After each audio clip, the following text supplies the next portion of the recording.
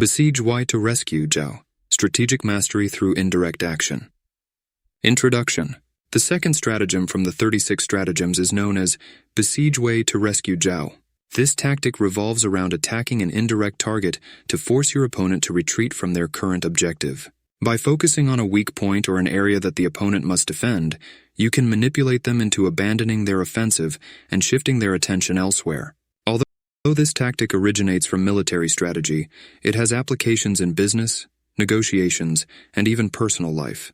The brilliance of this stratagem lies in its ability to turn the enemy's own strength into a vulnerability by threatening something they value, rather than confronting them head-on. This stratagem underscores the importance of lateral thinking when facing challenges. Instead of directly confronting a stronger opponent, you attack their flank, striking where they are least prepared. In doing so, you exploit their psychological attachment to a particular asset or goal, forcing them to react in a way that benefits you. It is also a reminder that control in conflict comes not only from physical power, but from manipulating the opponent's decision-making process. In today's competitive environment, whether in business, sports, or even politics, those who can force their rivals into defensive or reactive stances are far more likely to succeed. In addition, the indirect nature of this strategy often allows the user to conserve resources and minimize risk. By not engaging in direct confrontation, you avoid the potential losses and high costs that come with a head-on battle. This makes the stratagem particularly useful in situations where resources are limited, or when one is at a disadvantage in terms of strength or influence. Ultimately, Besiege Wei to Rescue Zhao highlights that the best way to defeat an opponent is to make them move according to your plan, rather than theirs. Strategic thinking behind Besiege Wei to Rescue Zhao. The essence of this stratagem is indirect action. When facing a powerful opponent, rather than confronting them directly, you strike at a point they cannot afford to lose. This forces the enemy to divert resources and attention from their primary objective to deal with the new threat. In doing so, their strength is spread thin, and they become more vulnerable. The concept is simple. By creating pressure elsewhere, you pull the enemy away from their stronghold, where they are most prepared. This approach often works because it disrupts the enemy's focus. When their attention is scattered between multiple fronts or concerns, they are less able to concentrate their efforts on their original objective.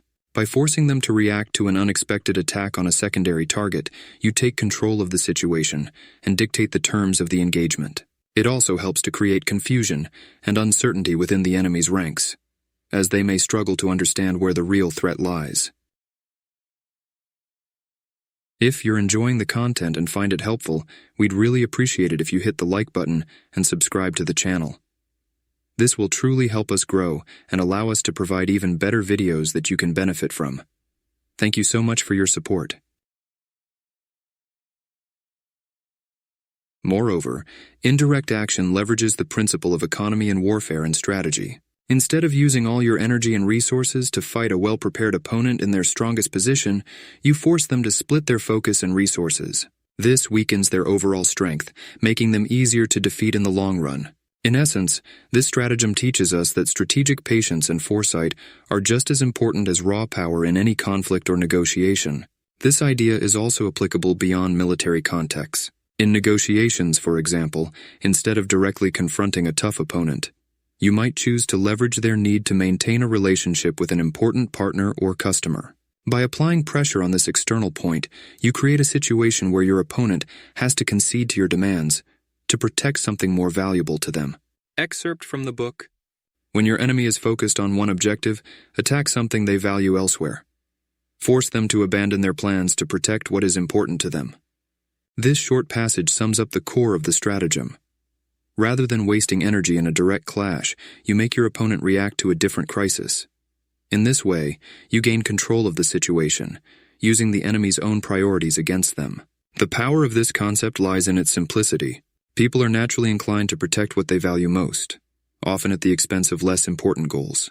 By recognizing and exploiting this tendency, you can force your opponent to move in ways that they wouldn't otherwise choose. Additionally, this tactic can be used to create false priorities for your opponent, leading them to believe that an area you're attacking is more valuable than it actually is, while your true objective remains hidden. Another key aspect of this stratagem is its psychological impact. When someone is forced to abandon their plans to defend something they didn't expect to be attacked, it creates stress, uncertainty, and a sense of loss.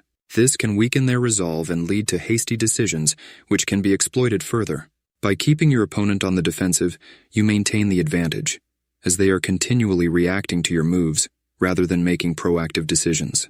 This passage also illustrates how understanding your opponent's priorities is crucial to successful strategy. It's not just about attacking for the sake of attacking, it's about identifying what your opponent values most and then leveraging that to your advantage. The more intimately you understand your opponent's motivations and weaknesses, the more effectively you can apply this stratagem. Historical example: the Battle of Guilin. A famous example of this stratagem in action comes from ancient Chinese history during the Warring States period. In 354 BCE, the state of Zhao was under siege by the state of Wei. Rather than trying to break the siege directly, the state of Qi attacked Wei's capital. This forced Wei to abandon their siege of Zhao and return to defend their own territory, successfully lifting the siege without engaging in direct confrontation. This example highlights the strategic brilliance of Besiege Wei to rescue Zhao.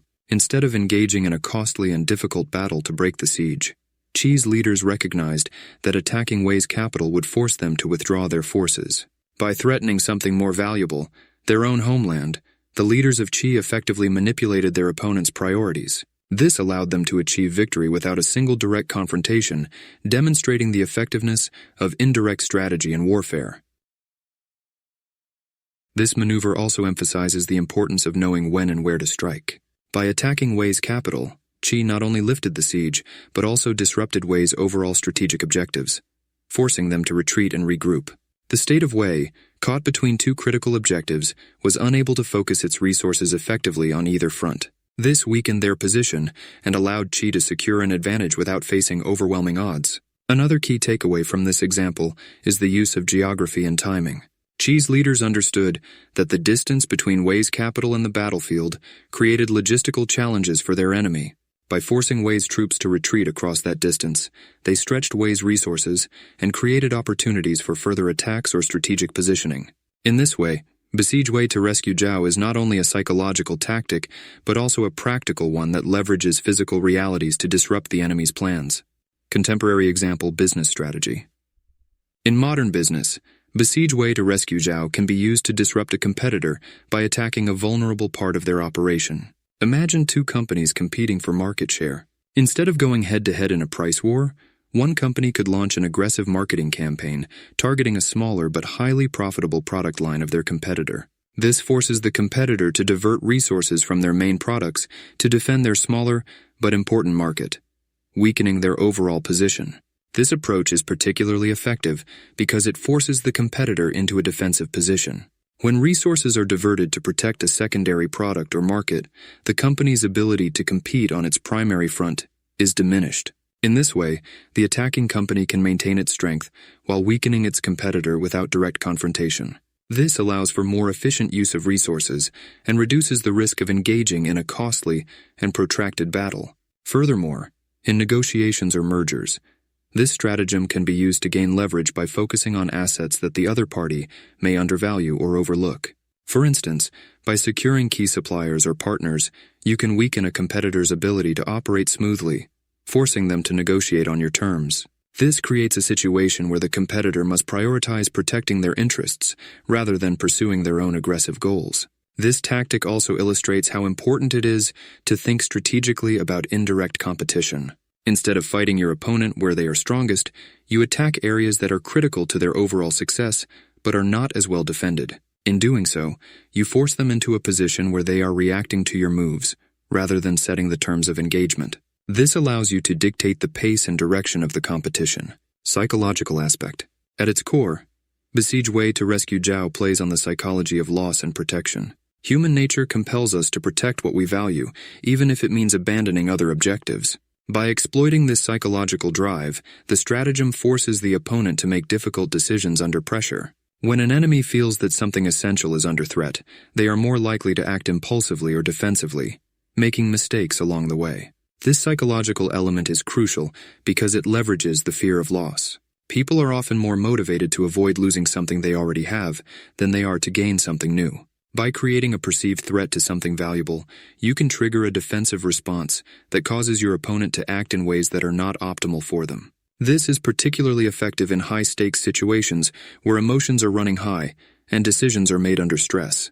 Additionally, this stratagem taps into the concept of loss aversion, a well-known psychological phenomenon where people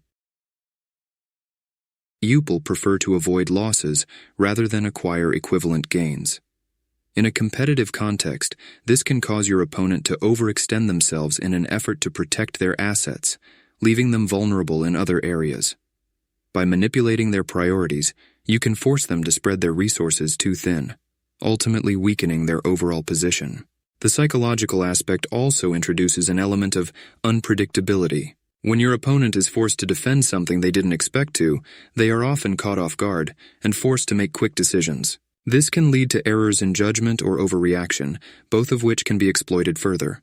The sense of urgency and pressure that comes with having to protect a valuable asset can cloud their thinking, making them vulnerable to further strategic moves. This disruption in their decision-making process can lead to disarray and weaken their overall ability to plan effectively. Moreover, this stratagem not only creates stress for your opponent, but also places you in a position of control.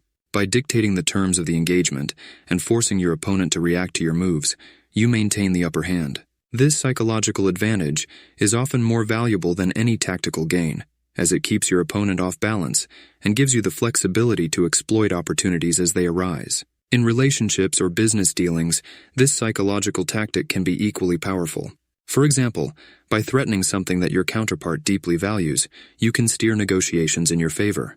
The emotional response to protect or preserve an important asset often leads to concessions or compromises that would not have been made under normal circumstances. How to apply this in everyday life? This stratagem can be applied not only in military and business contexts, but also in everyday situations. Imagine you are negotiating for a raise at work. Instead of directly asking for a higher salary, you might focus on other benefits that the company values, such as flexible work hours or additional responsibilities. By shifting the focus, you create a situation where the company may offer the raise in exchange for protecting what they perceive as more important, maintaining your current work balance, or your contribution to key projects. In another example, consider dealing with a difficult interpersonal situation. If you are in a disagreement with someone, rather than confronting the issue head-on, you could address a secondary area that the other person cares about. For instance, in a family disagreement, you might focus on an activity or value that is important to the other person, gently guiding them toward resolution without engaging in a direct conflict. This indirect approach often results in a more thoughtful resolution, as it avoids escalating the situation and reduces defensiveness. In personal finances, this strategy can be used to secure better deals or avoid conflict. Instead of directly negotiating a lower price or better terms, you could point to aspects of the deal that are valuable to the other party and subtly suggest alternatives that protect those interests. By focusing on what the other party values, you can reach a more favorable outcome without confrontation. Applying this strategy requires patience and the ability to recognize what the other party values most. It also demands strategic thinking, as the goal is to create a situation where the other person feels compelled to act in your favor to protect their own interests. In everyday life, this can mean finding creative ways to get what you want by addressing what others need or want to protect. Conclusion. Besiege Wei to Rescue Zhao is a powerful stratagem that teaches us the value of indirect action. By attacking a vulnerable point that your opponent cannot afford to lose, you force them to abandon their current objectives and respond to the new threat. This tactic not only disrupts their plans, but also allows you to control the battlefield and fight on your own terms. The wisdom of this strategy extends far beyond ancient military conflicts. In modern life, business, and personal relationships, Besiege Wei to Rescue Zhao provides a framework for achieving success without direct confrontation. By mastering the art of indirect action, you can outmaneuver your opponents and win in ways they never anticipated. Moreover, the lessons from this stratagem emphasize the importance of understanding priorities, both your own and those of your opponent. It's not just about finding a weak point, but about recognizing what truly matters to your adversary and leveraging that insight to your advantage. In a world where resources are often limited, the ability to redirect attention and force your opponent into a reactive position is a highly valuable skill. Ultimately, this stratagem teaches that true strategic mastery comes from understanding the interplay between power, psychology, and timing. It's about using every advantage at your disposal to achieve victory, often without having to engage in costly battles. In any form of competition, whether personal or professional, those who can think beyond the obvious and find indirect paths to success will always have the upper hand.